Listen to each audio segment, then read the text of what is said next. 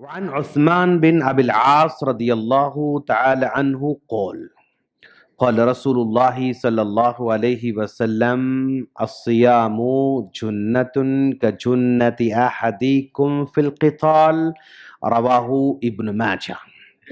یہ حدیث ابن ماجہ کی ہے اور اس حدیث کو بیان کرنے والے صحابی عثمان بن ابی العاص رضی اللہ تعالیٰ عنہ ہیں، اور عثمان بن ابی العاص رضی اللہ تعالیٰ عنہ طائف کے رہنے والے تھے، یعنی جہاں پر اللہ کے رسول صلی اللہ علیہ وسلم نے لوگوں کو دعوت دی تھی، انہوں نے انکار کر دیا تھا اور پھر اللہ کے رسول کو پتھر سے جو ہے لہو لہان کیا تھا، وہ طائف والے یہ عثمان بن العاص رضی اللہ تعالیٰ عنہ ہیں۔ جب اللہ کے رسول نے دعوت پیش کی، اگر وہ اس وقت اگر مان لیے ہوتے تو طائف یعنی مکہ مکرمہ کے بعد دوسرا مقدس شہر ہو سکتا تھا، لیکن بدنصیب لوگوں نے، طائف والوں نے نہیں مانا، انکار کر دیا۔ پھر مدینے والے اللہ کے رسول کو مان لیا اور لے کر چلے گئے، تو دوسرا مقدس مقام کون سا بنا؟ مدینہ بنا۔ مدینہ بننے سے پہلے اللہ کے رسول کی خواہش تھی طائف والے مان لیں، اگر وہ مان لیے ہوتے تو آج مکہ مکرمہ کے بعد دوسرا شہر مقدس کون سا ہو سکتا تھا؟ طائف ہو سکتا تھا۔ خیر نہیں مانے، بعد میں عقل آئی ان لوگوں کو، پھر اللہ کے رسول کے پاس وفد کی شکل میں ملاقات کرنے آ رہے ہیں اور ایمان لانے کے لیے وفد آ رہا تھا۔ اس میں عثمان بن ابی العاص رضی اللہ تعالیٰ ساتھ تھے، 27 سال ان کی عمر تھی، سب سے کم عمر وہی تھے، باقی سب مطلب بڑی عمر کے لوگ تھے۔ اب اللہ کے رسول کے پاس ایمان لانے آ رہے ہیں، ڈسکس کر رہے ہیں، ڈسکس کرنے کے بعد انہوں نے کہا ٹھیک ہے ہم ذرا اور سوچیں گے بول کے چلے گئے۔ رات ہونے کے بعد جب رات ہوئی واپس لوگ چلے گئے ہم اور سوچیں گے بول کر، تو رات میں عثمان بن ابی العاص رضی اللہ تعالیٰ بے چین تھے، میری قوم کیسی مطلب بدنصیب ہے، ابھی بھی دیکھیں گے بول رہی ہے، ابھی بھی سوچیں گے بول رہی ہے لوگ۔ تو کیا کیے، قوم کو چھوڑ دیے، اکیلے تنہا آئے، اندھیرے میں آئے، اللہ کے رسول سے کہا اللہ کے رسول میری قوم بھی سوچنے میں ہے، میری قوم سوچنے میں ہے، لیکن میں اب نہیں سوچ رہا ہوں، میں تو ایمان لانا چاہ رہا ہوں۔ تو اللہ کے رسول کے ہاتھ پر ایمان لے کر آئے، اور پھر اس کے بعد میں وہ لوگ بھی ایمان لے کر آئے اور واپس لوٹ کر جا رہے تھے۔ لوگوں نے کہا اللہ کے رسول اب ہم ایمان لے کر آئے، واپس لوٹ کر جانا چاہ رہے ہیں، لیکن آپ ایک امیر کو بنائیے، آپ ایک امیر کو بنائیے۔ تو اللہ کے رسول نے کہا تم تمام کے تمام بڑے لوگوں میں سب سے زیادہ عقل مند اگر کوئی ہے یہ عثمان ہے، نوجوان ہے لیکن عقل مند ہے، یہ دور اندیش ہے، میں اس کو امیر بناتا ہوں، تم کو ماننا ہوگا۔ کہا اللہ کے رسول اگر آپ امیر بنا دیں گے تو ہم بالکل مان لیں گے۔ چنانچہ واپس چلے گئے۔ یہ طائف کے امیر تھے نبی کی پوری زندگی میں، پھر یہ طائف کے امیر تھے ابوبکر صدیق کے زمانے میں، پھر یہ طائف کے امیر تھے عمر فاروق رضی اللہ تعالیٰ عنہ کے 2 سال تک یہ امیر تھے۔ ماشاءاللہ بہت نیک تھے، ماشاءاللہ بہت سمجھدار تھے، ماشاءاللہ۔ ایک مرتبہ اللہ کے رسول پاس آئے، آ کر کہا اللہ کے رسول میں جب سے ایمان لے کر آیا ہوں تب سے میرے جسم میں فلاں جگہ بہت درد ہوتا ہے، اللہ کا رسول جب سے ایمان لے کر آیا ہوں اس وقت سے لے کر اب تک بہت درد ہو رہا ہے، سمجھ میں نہیں اللہ کا رسول کیا کروں۔ تو اللہ کے رسول نے کہا اچھا عثمان ایسا ہو رہا ہے، ایک کام کرو جہاں درد ہو رہا ہے وہاں پر اپنا ہاتھ رکھو۔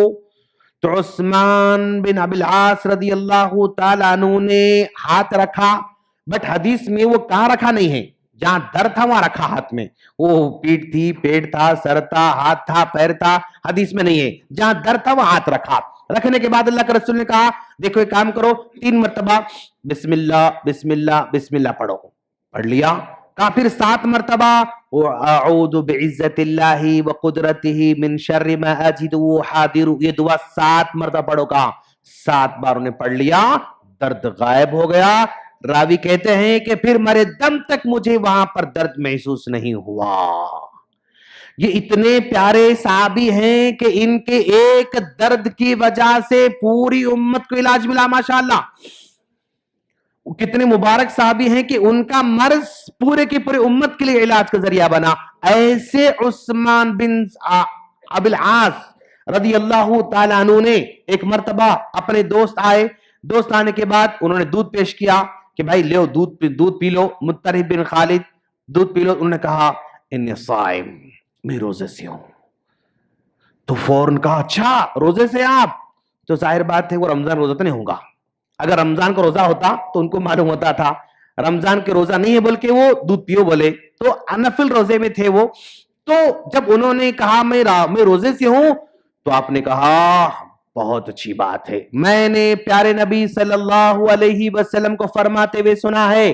حدیث یہاں آتی ہے, باری حدیث, میں نے پیارے نبی صلی اللہ علیہ وسلم فرماتے سنا ہے الصیام جنۃ کجنۃ احدکم فی القتال. ابن ماجہ راوی محدث کہتے ہیں کہ اللہ کے رسول نے فرمایا روزہ ڈھال کی طرح ہے.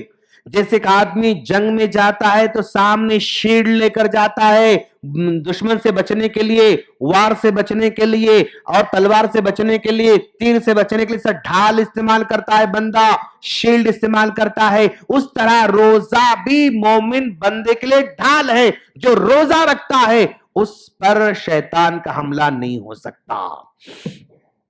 روزہ رکھتا ہے, کان سے برائی شروع ہو جاتی ہے, نو میں روزے سے ہوں, گانا نہیں سننا چاہیے, روزہ کو روک دیتا ہے. ماشاءاللہ فلم دیکھنا چاہ رہا ہے, نو نو نو نو, روزے سے ہوں, فلم نہیں دیکھنا چاہیے, رک جاتا ہے وہاں پر. ماشاءاللہ کچھ پینا چاہ رہا ہے, نو نو نو نو, روزے سے ہوں, نہیں پینا چاہیے. گالی دینا چاہ رہا, نو نو نو نو, روزے سے ہوں, گالی نہیں دینا چاہیے. لڑائی کرنا چاہ رہا, نو نو نو نو, میں روزے سے ہوں, لڑائی نہیں کرنا چاہیے. ہر معاملے میں روزہ اس کو پروٹیکٹ کرتا رہتا ہے. ماشاءاللہ گناہوں سے روکتا ہے اور نافرمانیوں سے روکتا ہے, یہاں تک کہ وہ بندہ یعنی وہ روزہ اس کو یعنی انتقال کے بعد خصوصی دروازے سے اس کو جنت میں لے کر جاتا ہے, جس کا نام ریان ہے. اور بہت سارے ہم بچوں کا نام رکھتے ہیں ریان, مطلب وہ دروازے کا نام ہے جس سے صرف روزے دار داخل ہونے والے ہیں. تو ہم جو روزہ رکھ رہے ہیں یہ روزہ ہر طرح کی برائی سے روکنے والا, پروٹیکٹ کرنے والا. اور اچھا پھر اور ایک حدیث میں اللہ کا رسول کیا فرمایا, الصوم جنۃ من عذاب اللہ, یہ روزہ اللہ کے عذاب سے بچانے کے لیے ڈھال ہے. اللہ کا عذاب آ رہا ہے تو روزہ روک دیتا ہے, روزہ اس کو حفاظت کرتا ہے, اللہ کے غضب سے وہ روک دیتا ہے, عذاب سے روک دیتا ہے. یعنی پھر اور ایک حدیث میں کیا آیا, الصیام جنۃ من النار, یہ روزہ آگ سے بچنے کا جو ہے ڈھال ہے. تو مختلف حدیث میں مختلف الفاظ آئے ہوئے ہیں. پورا خلاصہ کلام یہ ہے کہ روزہ ہم کو برائیوں سے روکنے والا ہے. بیان کرنے والے صحابی عثمان بن ابی العاص رضی اللہ تعالیٰ عنہ ہے. نوجوانی کے عالم میں اسلام قبول کرے اور 100 کے اوپر ان کی عمر ہوئی. ماشاءاللہ ہو 100 سال سے زیادہ ان کی عمر ہوئی. ماشاءاللہ اتنی لمبی عمر جیے اور بہت اچھا ان کی زندگی تھی. اللہ سے دعا ہے اللہ ہم تمام کو اپنے روزے میں جہنم سے بچنے کے لیے راستے پیدا کرنے کی توفیق عطا فرمائیں, اور اللہ ہمارا روزہ قبول فرمائیں. آمین. السلام علیکم ورحمۃ اللہ وبرکاتہ.